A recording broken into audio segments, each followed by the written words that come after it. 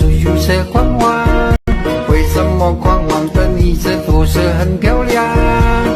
也许他只因为是他觉得面孔很漂亮，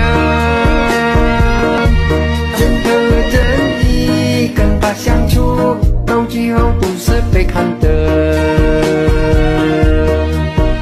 拥有了光滑柔韧的防御服，拥有了白色象牙的牙齿，最穷不烈烈的玫瑰花，也就终身来咖啡师。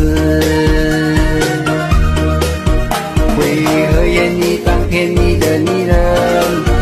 低纯的生活就是真垃圾。